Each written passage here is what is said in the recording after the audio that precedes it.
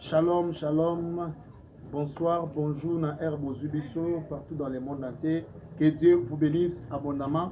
On va partager cette parole pendant 2 minutes seulement pour être réconforté.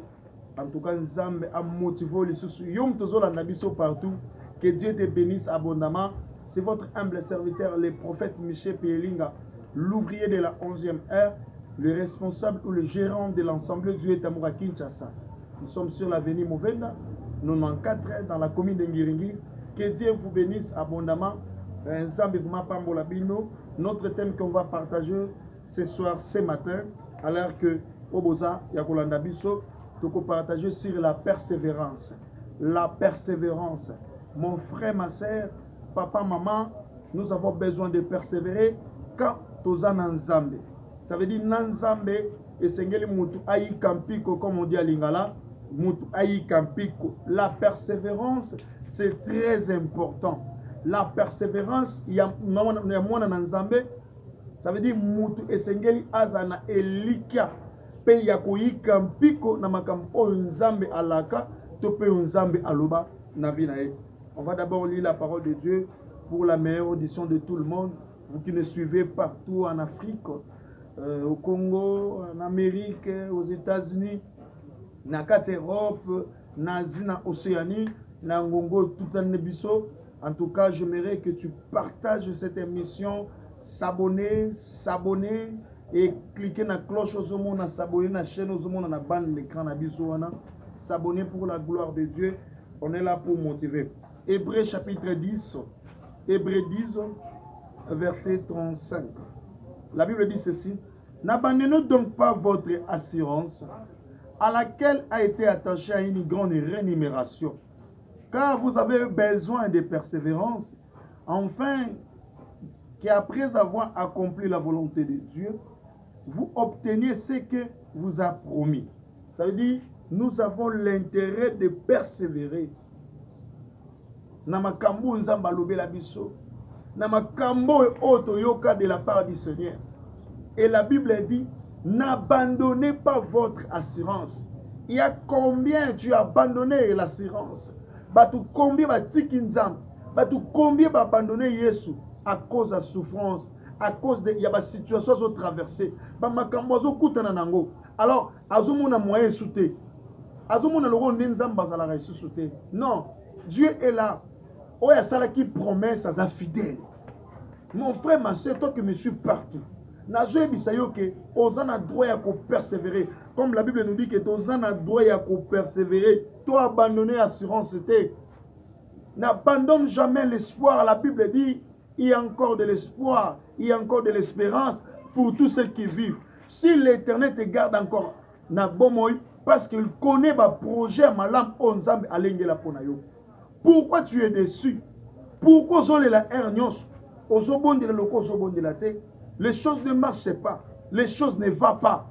Mais je te dis que tu as l'intérêt de persévérer. Ce sont des gens où tu es Nzamba Pambola Bango et puis Nzamba récompense Bango.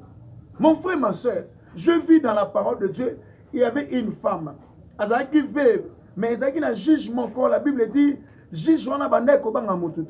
mais le fait que la femme était persévérante, Azalaki ernyonso, yakoya koluka Joana.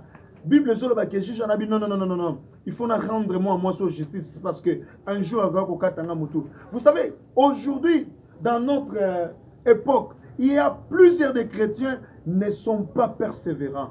Batuba komi, ça veut dire motema moto, motema duku, nzamba salelanga, nga pena pambwama, nga pena kende liboso, nga ipe. Non, ma sœur. Chaque jour, c'est plus sa peine. Nous connaissons ma kamunango. Promesse ya nzambe. Tant que nzamba prometa kamutu, et ça la promesse musu nzamba ko pesa mutu pas après un temps et kokisa mais mususu na kati wana ozana droit ko persévérer parce que tu dois entrer dans l'école de Dieu. De la même manière, Dieu a promis à David la royauté, mais David était d'abord dans la brousse. Ça veut dire qu'il était d'abord dans l'école de Dieu et dans la formation de Dieu. Peut-être ma kamuza mazo le kisa a prometté cause à mutumunene, a prometté cause à homme d'affaires, business. Ça veut dire Makambouné kozala grand.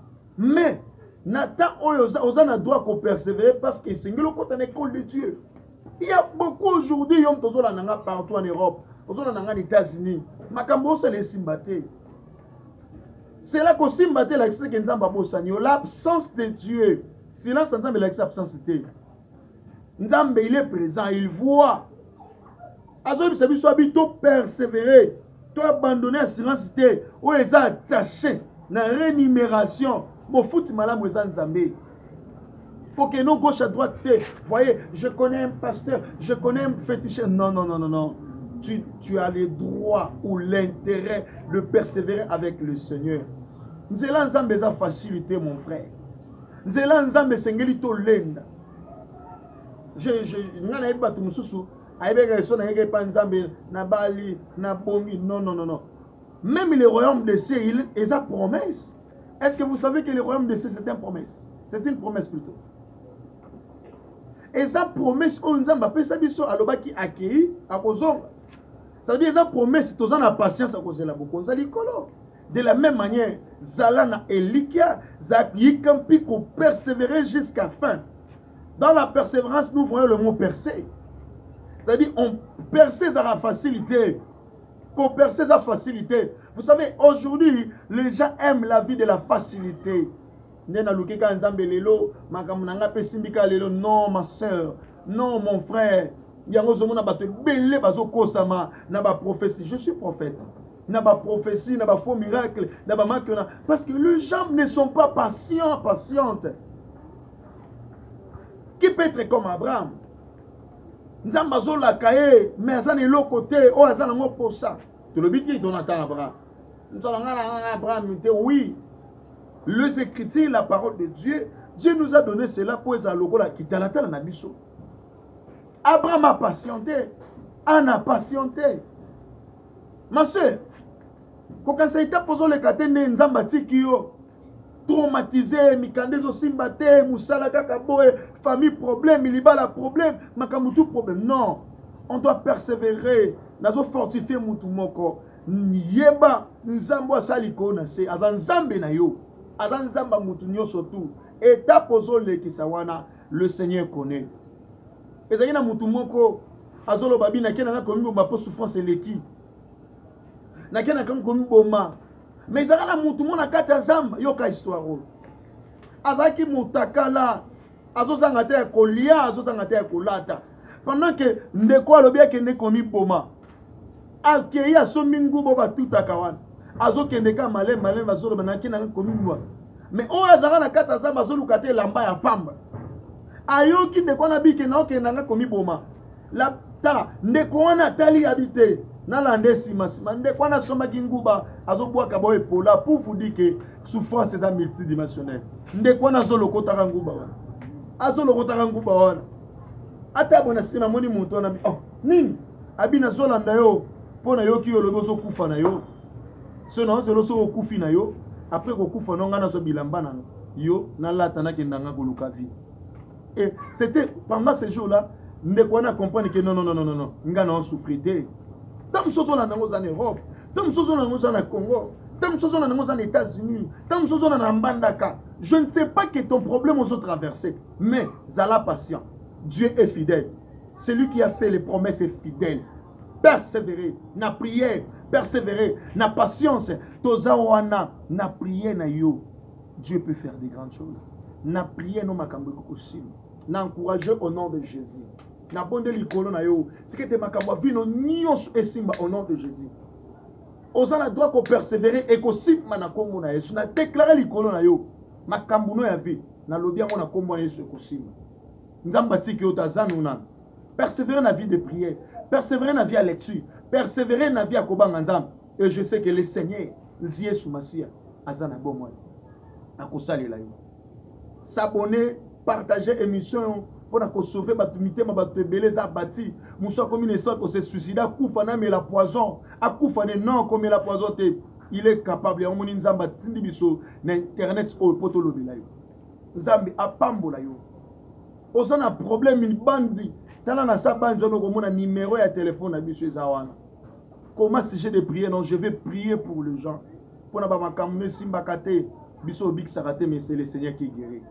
On a un problème situation pasteur landelanga na prière. Toza nous sommes prêts. Il y a ko landelo prière. Numéro na biso WhatsApp isa wana. Numéro s'abonner bikisa milimo. Bikisa milimo bato bele baza bati peut-être to ebite na lité ya o moko et ko bikisa combien de âme. Yom tozu ngolu ya ko landelité ya o. Tikete nzambe apambola yo. À la prochaine. Nzambe amona bino. Ciao.